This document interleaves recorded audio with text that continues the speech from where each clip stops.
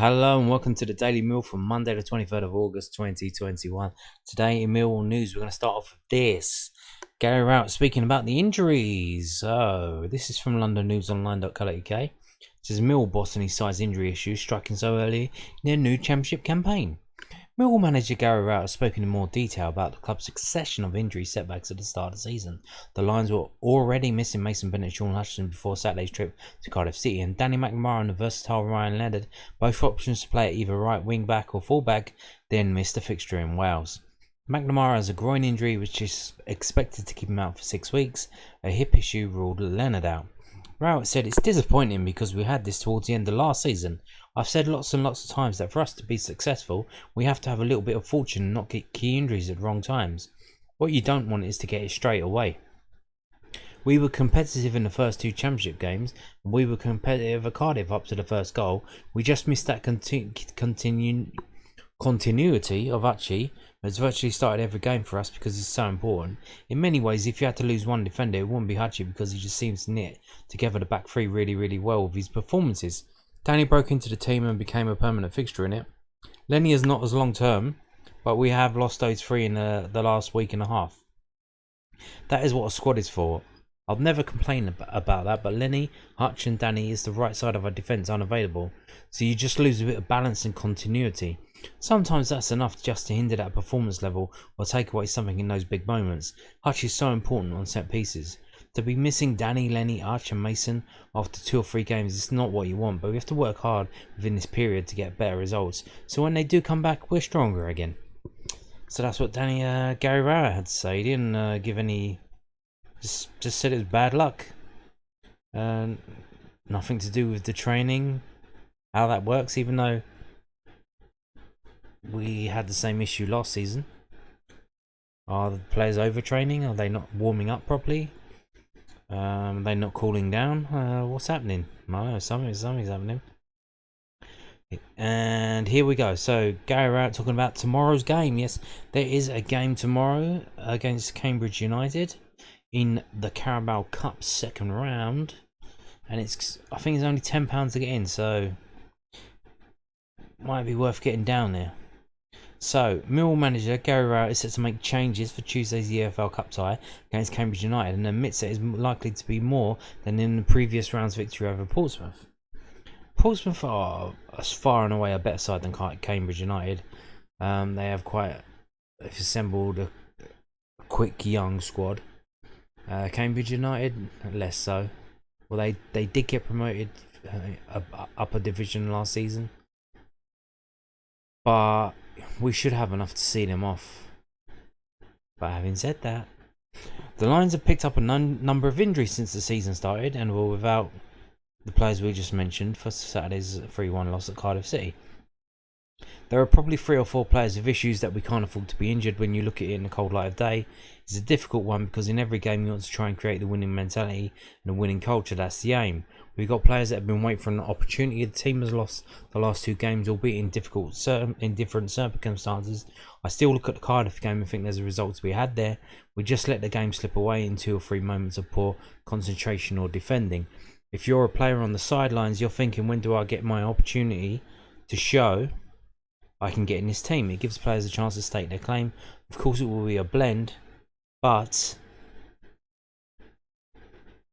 there might be slightly more changes for this game than we did in the Portsmouth game. Yes, there may be. What will those changes be, though? What will those changes be? Will Alex Pearce come in? Bradshaw come in? Billy Mitchell? I don't know. Maybe Alex Mitchell. Maybe both of the Mitchells, because there was an under-23 game today, which I'll tell you the result about later, and Alex Mitchell was not in the squad. Now he could be another one on the injury list, or maybe he's going to feature against Cambridge United. Maybe he will. We don't know. We just don't know. So it will be exciting around 6:45 tomorrow, finding out what kind of team Gary Rowett has picked, and then picking that apart, and then have everyone moaning and then see us smash Cambridge United 4-0, and then everyone having to shut up again. Or they might be proven right, and the pressure will really be on Gary Rowett going into Saturday's game against Blackpool. Maybe not from the board, but definitely from the fans. Now that the fans are back in the stadium and they can see what's happening for themselves, they are not happy at all. So Cambridge United, who are they and what are they doing? So this is our history of them. It's quite short. The reason why it's quite short is because they were a non-league team until 1970. They came into the league to replace Bradford Park Avenue, who got kicked out for going bankrupt. And as you can see, in the 90s, they were actually a pretty decent team, and they routinely and regularly actually beat us. In 1979, the first game we played against them at Cambridge, they won. And the next time we went to Cambridge, they won again. They beat us in the FA Cup in 1990, but that was in Cambridge as well. So they won once at the Den in 1991, it seems. So they've only won once at the Den. That was all the way back in 1991. All the other wins they've had against us has been at Cambridge, which back in the day, their stadium, I think it was a bit of a pit, to be honest with you. I'm not too sure. Slightly before my time, I was still a kid around then. But I do know, John Doherty, the manager who got Millwall up into the top division for the 2 seasons. He was manager of Cambridge before he came to us. I think maybe even in 1984, when they beat us, he may have been manager during that time. So there's a link there between the two clubs. But you can see we've only played them in the FA Cup. We played them 4 times in the FA Cup. First one was a draw, so then there was a replay. 3 days later, only 3 days later, a replay. And they won that 1-0. But most recently, so literally in the last 1, 2, 3, 4, 5, 6, 7, 8 games, we have not been beaten. We have won 5, drawn 3, and the last 2 games in the FA Cup, 2003, we drew the first game 1-1, and then we won the replay at the Den 3-2. So fortune seems to be in our favour, but you never know. So we're going to move on now to this Loanwatch. It's Monday, so we're going to talk about the Millwall players on loan. We have 2 players on loan currently. Hayden Muller at St Johnstone and Tyler Burey at Hartlepool United. And this is from news@den.co.uk. It says Millwall Loanwatch young line revels in new striker position as he makes it 2 goals in 2 games. Tyler Burey started up front and scored his 2nd goal in 2 games to help Hartlepool United to a 2-0 win at home to Walsall on Saturday.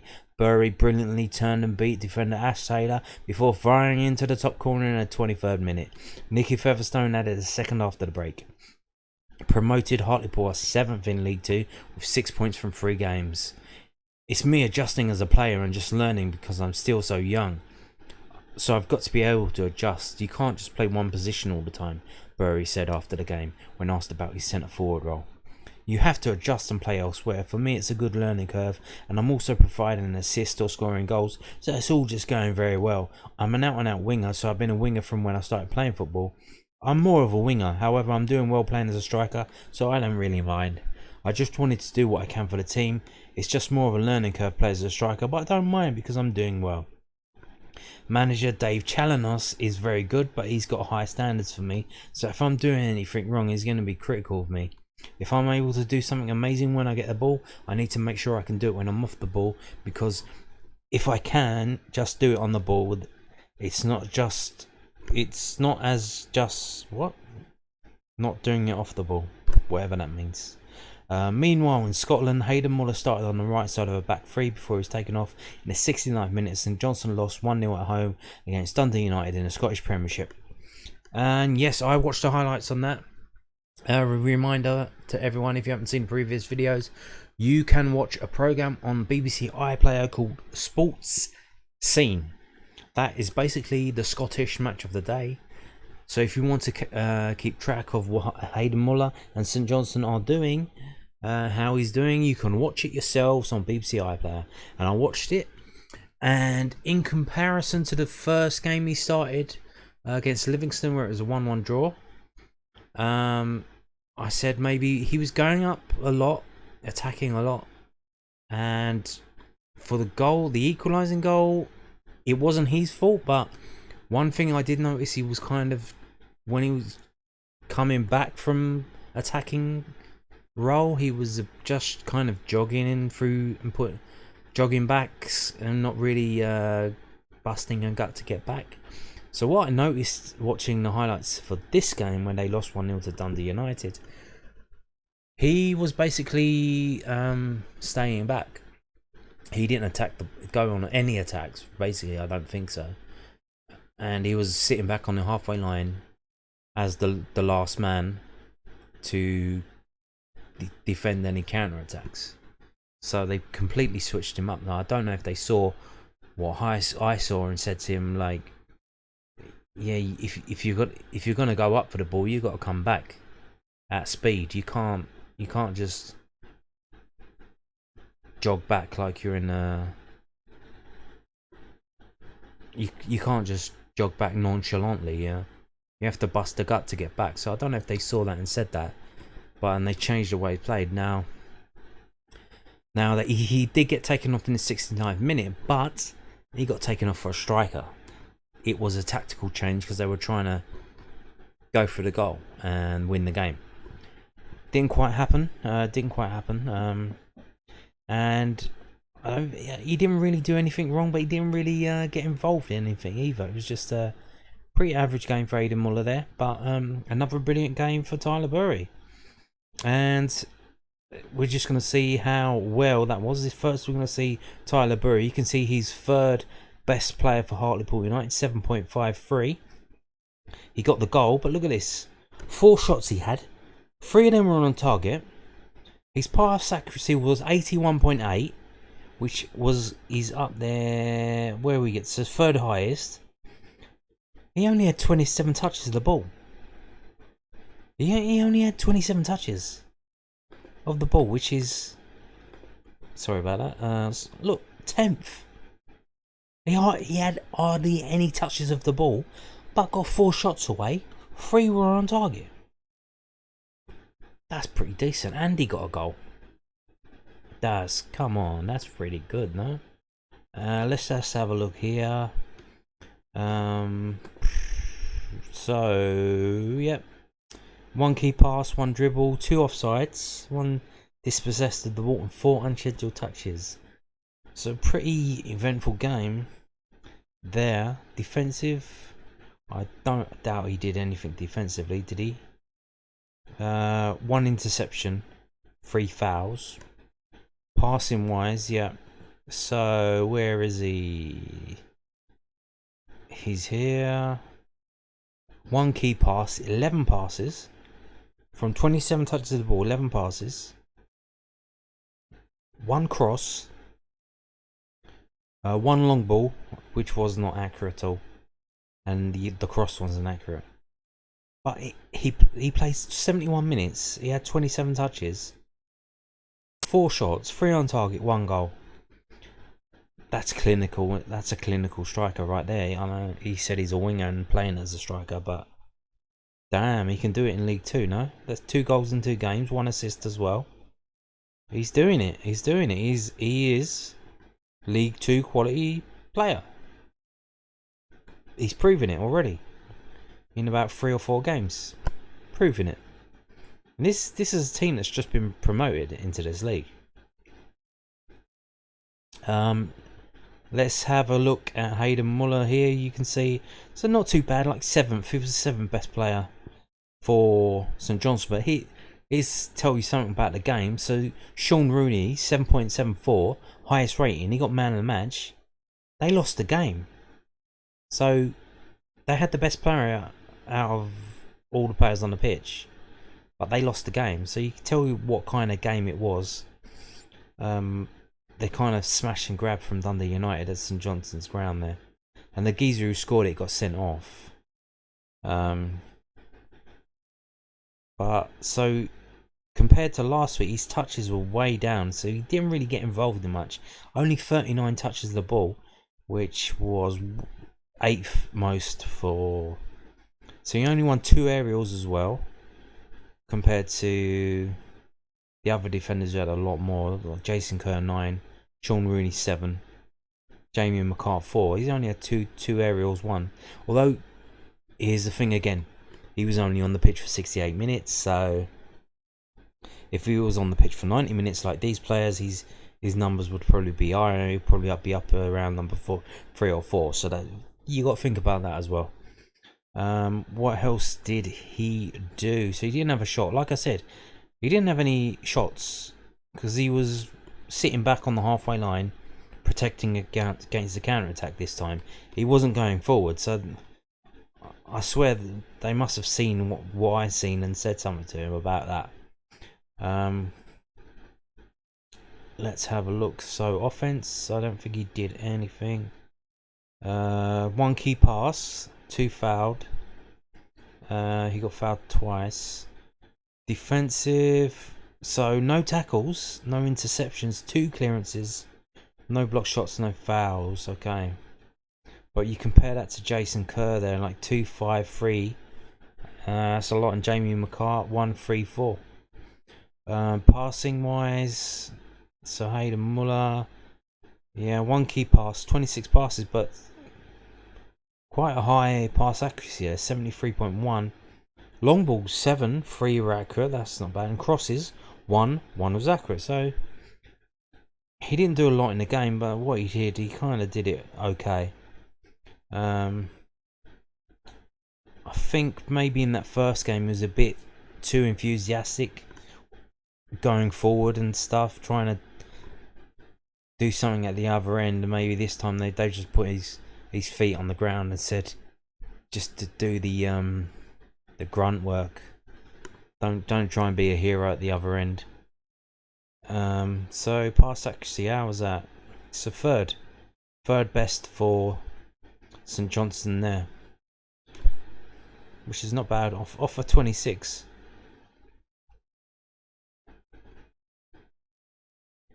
Like I said, they took him off for Stevie May as a forward here, so it was a tactical change. They didn't take him off because he was playing poorly or anything. So there you go. That's the two young players, what they did this weekend. I don't know if Hartlepool have a game in the League Cup. I'm not too sure. If they do, I'll tell you how he got on. Tyler Burey got on in that. But the under-23s played tonight as well. They played against Hull in York. Yep, for some reason. Hull playing York, and it was free entry. I don't know. Did anyone go? I don't know. Any Millwall fans went? I just see this afternoon Hull City Academy put a tweet up saying it's free entry in this LNER Stadium in York. Probably free because it's so far away. So any Hull fans having to travel all the way to York, probably don't want to just charge them £2 or £5 or whatever. Just let them come here for free. And you can see the result here. It was Hull City 3, Millwall 1. There were I think two or 3 penalties.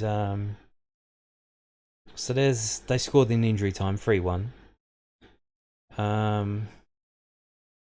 Tom Huddleston was playing.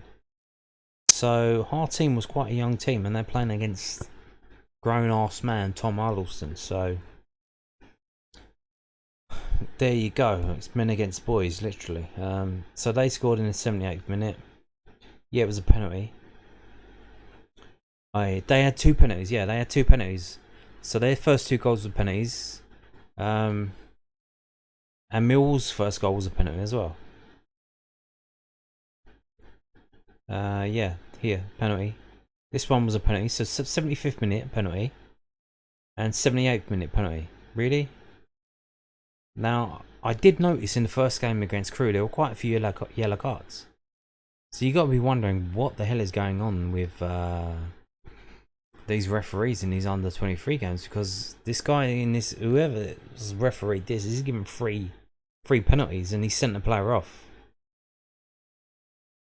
He sent Arthur Penny off from Millwall for straight red card for handling the ball in the area. So that's weird. But you can see there, so we kept them out until the 75th minute, and so we were in the lead 1-0, and they didn't score until the 75th minute, and then they scored immediately after 2 penalties in 3 minutes, which is I don't know, I wasn't there, I didn't see it, but it's a bit suspect, no? Let's scroll down and see if I can get the team up. Yeah, there's the team. So there's the team for Millwall. Wright, Walker, Tenzia, Penny, Okoli, Tobolodge, Davis, Moss, Boateng, O'Brien, Allen. Subs: Adam Malake, Gilmore, Leahy, Grande, and Daly. Now, Alex Mitchell's not in that scene. He's in that picture. He's the one looking at the camera there. But he's not in that squad. Now, is he another one of the injured players? Or will he be playing against Cambridge United? Will he be on the bench against Cambridge United? Will he be on the bench against Cambridge United because Alex Pearce is playing against Cambridge United? Maybe they're going to try him out on the up role to organise the defence and get them to do the fucking jobs properly. Who knows? But we will see, and kind of excited to see what happens tomorrow with this cup game. Either way, I'm going to be happy, huh? Either way, there's going to be something to talk about. Either we smash them and it's fantastic, or we don't beat them and it's an absolute disaster, and then we have to talk about what the fuck is going on. Either way, it's all good. So there's the whole team that played. Tom Huddleston, you can see there. Will Jarvis, is he a first team player? I kind of recognise that name, or maybe it's Ryan Jarvis, I'm not too sure. But there's a few, I think there's a few proper first team players there for Hull. So quite some, maybe the low numbered ones. I'm not too sure. I didn't be able to check it out. This was the tweet I saw earlier. Look, free admission. LNER Community Stadium in York. I had no idea. Anyway, so 3-1 loss. 3-1 loss for the under 23s. But in unusual circumstances, 2 penalties and a red card. And the third goal was in injury time. So who we will see about that. We'll see how they get on in the next game. Yeah, that's it for today's video. Thank you for watching. Goodbye.